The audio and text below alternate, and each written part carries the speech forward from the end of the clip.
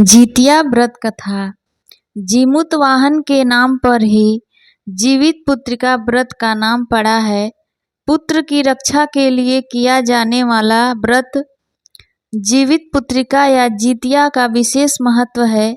इस दिन माताएं अपनी संतान की रक्षा और कुशलता के लिए निर्जला व्रत करती हैं।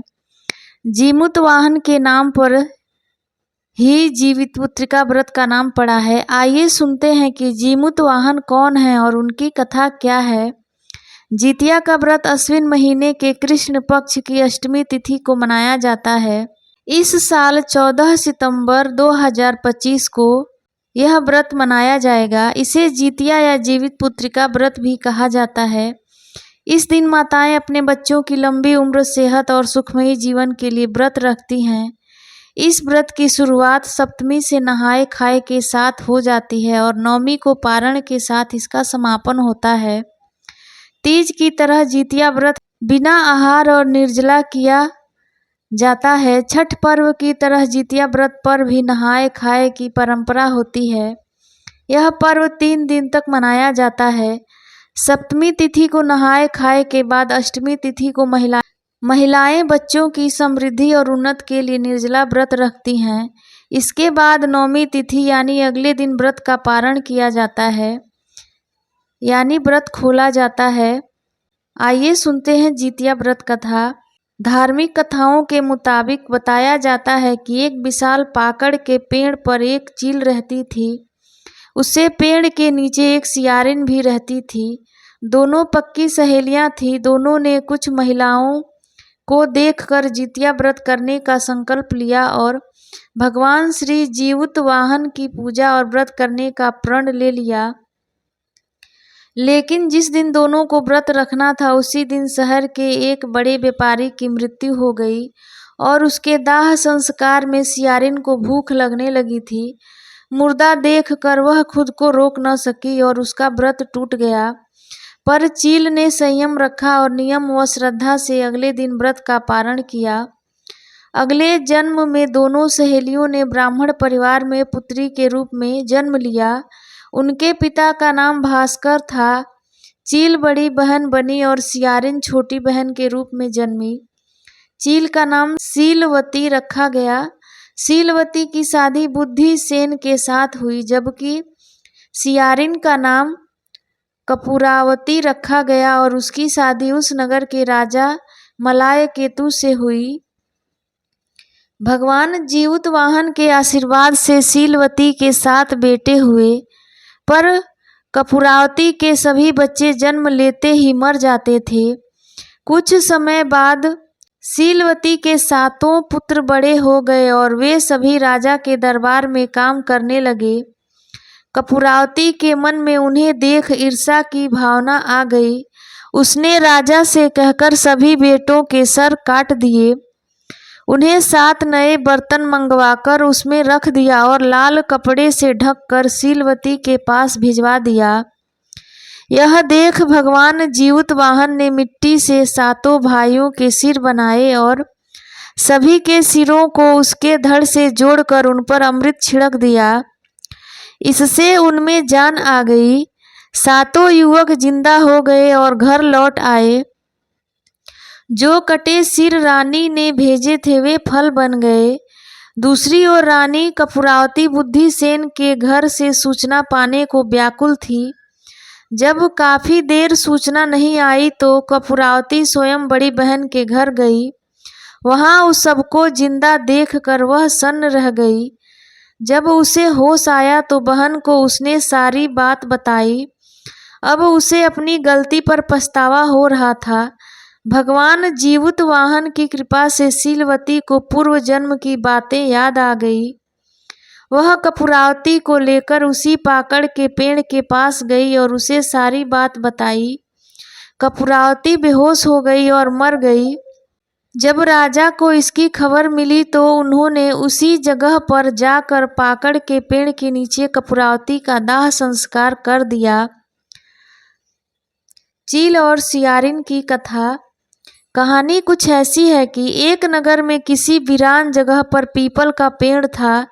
इस पेड़ पर एक चील और इसी के नीचे एक सियारिन भी रहती थी। एक बार कुछ महिलाओं को देखकर दोनों ने जिउतिया व्रत किया। जिस दिन व्रत था उसी दिन नगर में एक मृत्यु हो गई। उसका शव उसी निर्जन स्थान पर लाया गया। सियारिन ने यह देखकर व्रत की बात भूल गई और मांस खा लिया। चील ने पूरे मन से व्रत किया और पारण किया। व्रत के प्रभाव में दोनों का ही अगला जन्म कन्याओं अहिरावती और कपूरावती के रूप में हुआ। जहाँ चील स्त्री के रूप में राज्य की रानी बनी और छोटी बहन सियारिन कपूरावती उसी राजा के छोटे भाई की पत्नी बनी। चील ने 7 बच्चों को जन्म दिया, लेकिन कपूरावती के सारे बच्चे जन्म लेते ही मर जाते थे। इस बात से जल भुनकर एक दिन कपूरावती ने 7 बच्चों की सिर कटवा दिए और घड़े में बंद कर बहन के पास भिजवा दिया। कहा जाता है कि एक बार एक जंगल में चील और लोमड़ी सियार घूम रहे थे। तभी उन्होंने मनुष्य जाति को इस व्रत को विधि पूर्वक करते देखा एवं कथा सुनी। उस समय चील ने इस व्रत को बहुत ही श्रद्धा के साथ ध्यान पूर्वक देखा। वही लोमड़ी का ध्यान इस ओर बहुत कम थी। चील ने कथा में बताए नियमानुसार निर्जला उपवास किया, जबकि सियार ने मांस खा लिया। चील के संतानों को कभी कोई हानि नहीं पहुंची, लेकिन लोमड़ी की संतान जीवित नहीं बच पाए। इसलिए पर्व में चील और सियार का बार बार जिक्र आता है और पहले और तीसरे दिन खाना पहले इन्हें ही खिलाया जाता है। हमारे यहाँ इन्हीं चील और सियार को चील्हो सियारो कहा जाता है। जीवित पुत्रिका व्रत कथा। गंधर्वों के राजकुमार का नाम जीमूतवाहन था। वे बड़े उदार और परोपकारी थे। जीमूतवाहन के पिता ने वृद्धावस्था में वानप्रस्थ आश्रम में जाते समय इनको राज सिंहासन पर बैठाया, किंतु इनका मन राजपाठ में नहीं लगता था। वह राज्य का भार अपने भाइयों पर छोड़कर स्वयं वन में पिता की सेवा करने चले गए। वन में ही जीमूतवाहन को मलयवती नामक राजकन्या से भेंट हुई और दोनों में प्रेम हो गया। एक दिन जब वन में भ्रमण करते हुए जीमूतवाहन काफी आगे चले गए, तब उन्हें एक वृद्धा विलाप करते हुए दिखी। पूछने पर वृद्धा ने रोते हुए बताया, मैं नागवंश की स्त्री हूँ।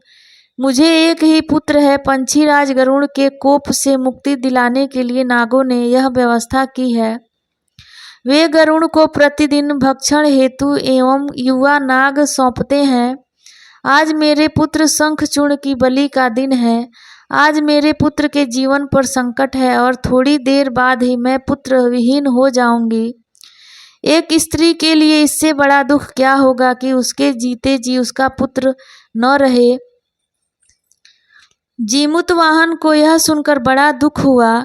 उन्होंने उस वृद्धा को आश्वस्त करते हुए कहा, डरो मत, मैं तुम्हारे पुत्र के प्राणों की रक्षा करूंगा।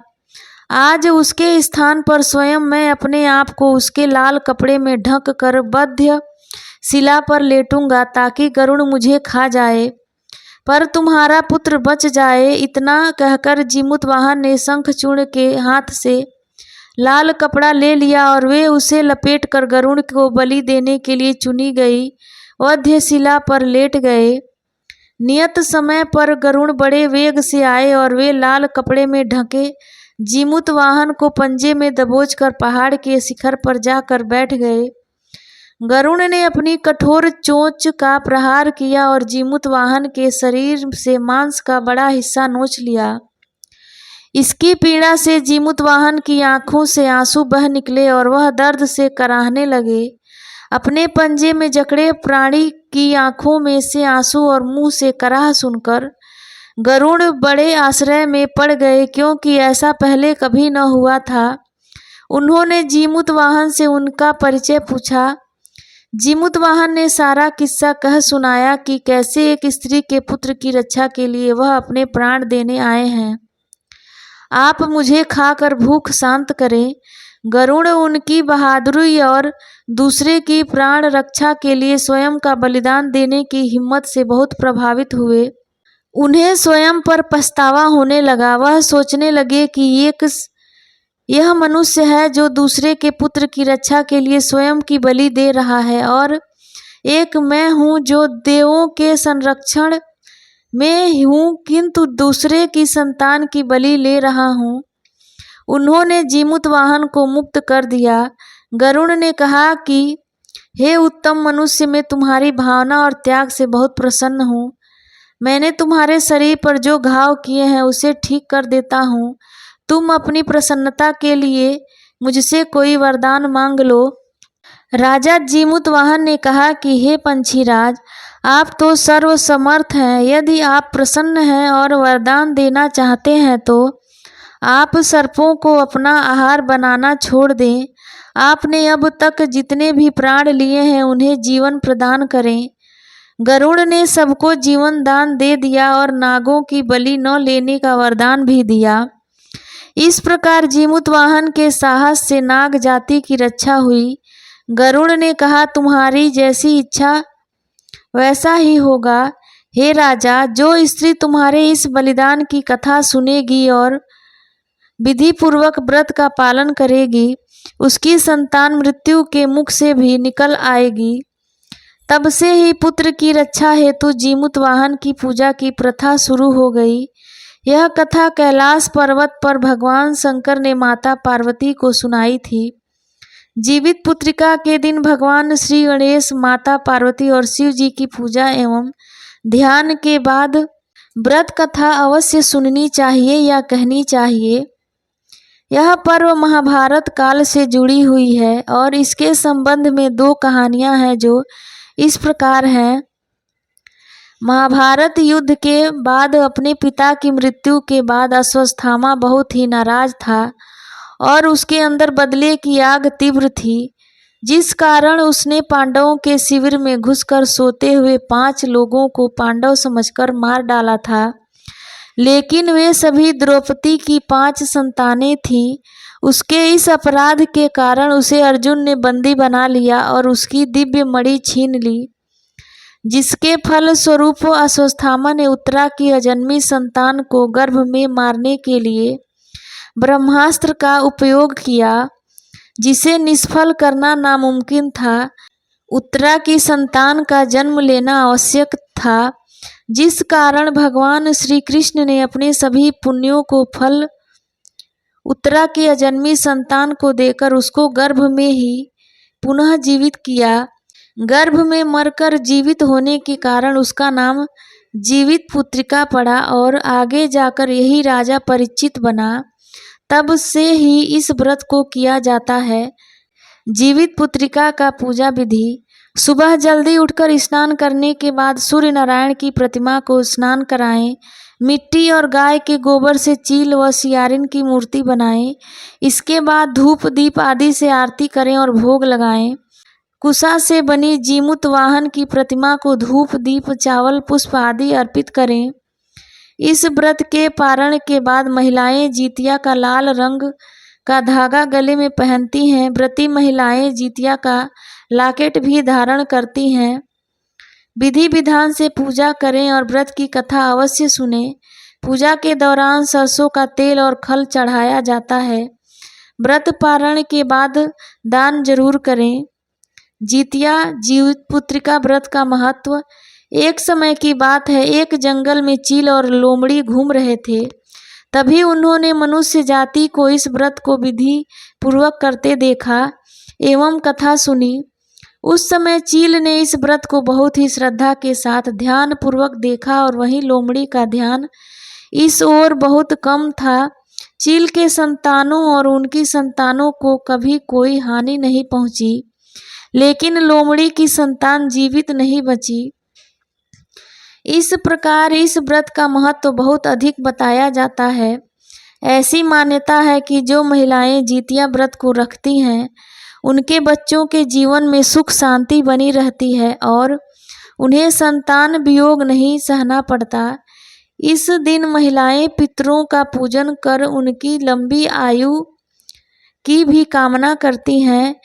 इस व्रत में माता जीवितपुत्रिका का और राजा जीमूतवाहन दोनों की पूजा एवं पुत्रों की लंबी आयु के लिए प्रार्थना की जाती है। सूर्य को अर्घ देने के बाद ही कुछ खाया पिया जाता है। इस व्रत में तीसरे दिन भात, मरुआ की रोटी और नोनी का साग खाए जाने की परंपरा है। जितिया व्रत की कथा के अनुसार यह माना जाता है कि इस व्रत का महत्व महाभारत काल से जुड़ा हुआ है, जब भगवान श्री कृष्ण ने उत्तरा के गर्भ में पल रहे पांडव पुत्र की रक्षा के लिए अपने सभी पुण्य कर्मों से उसे पुनर्जीवित किया था। तब से ही स्त्रियां अश्विन मास के कृष्ण पक्ष की अष्टमी तिथि को निर्जला व्रत रखती हैं। कहते हैं कि इस व्रत के प्रभाव से भगवान श्री कृष्ण व्रती स्त्रियों को संतानों की रक्षा करती हैं। व्रती स्त्रियों की संतानों की रक्षा करते हैं। प्राचीन मान्यता है कि जीवितपुत्रिका व्रत की कथा महाभारत काल से जुड़ी हुई है। महाभारत युद्ध के बाद अपने पिता की मृत्यु के बाद अश्वत्थामा बहुत ही नाराज था और उसके अंदर बदले की आग तीव्र थी, जिस कारण उसने पांडवों के शिविर में घुसकर सोते हुए 5 लोगों को पांडव समझकर मार डाला था। लेकिन वे सभी द्रौपदी की 5 संतानें थीं। उसके इस अपराध के कारण उसे अर्जुन ने बंदी बना लिया और उसकी दिव्य मणि छीन ली, जिसके फल स्वरूप अश्वत्थामा ने उत्तरा की अजन्मी संतान को गर्भ में मारने के लिए ब्रह्मास्त्र का उपयोग किया, जिसे निष्फल करना नामुमकिन था। उत्तरा की संतान का जन्म लेना आवश्यक था, जिस कारण भगवान श्री कृष्ण ने अपने सभी पुण्यों का फल उत्तरा की अजन्मी संतान को देकर उसको गर्भ में ही पुनः जीवित किया। गर्भ में मरकर जीवित होने के कारण उसका नाम जीवितपुत्रिका पड़ा और आगे जाकर यही राजा परीक्षित बना।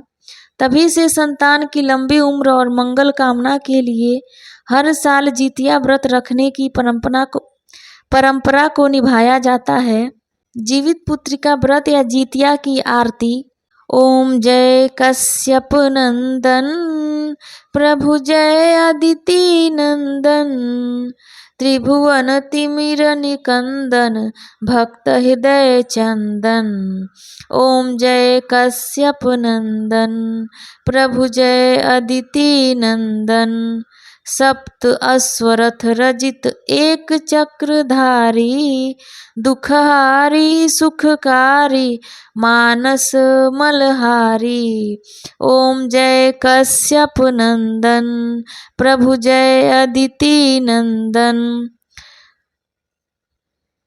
सुर मुनि भूसुर बंदित बिमल बिसव सुर मुनि भूसुर बंदित बिमल विभवशाली अघदल दलन दिवाकर दिव्य किरण माली। ओम जय कश्यप नंदन प्रभु जय अदिति नंदन सकल सुकर्म प्रसविता सविता शुभकारी विश्व विलोचन मोचन भवबंधन भारी। ओम जय कश्यप नंदन प्रभु जय अदिति नंदन कमल समूह विकासक नासक त्रयतापा सेवत सहज हरत अति मन सिज संतापा। ओम जय कश्यप नंदन प्रभु जय अदिति नंदन नेत्र व्याधि हर सुरवर भूपीड़ाहारी वृष्टि विमोचन संतत परहित व्रतधारी। ओम जय कश्यप नंदन प्रभु जय अदिति नंदन सूर्य देव करुणा कर अब करुणा कीजे हर अज्ञान मोह सब तत्व ज्ञान दीजे। ओम जय कश्यप नंदन प्रभु जय अदिति नंदन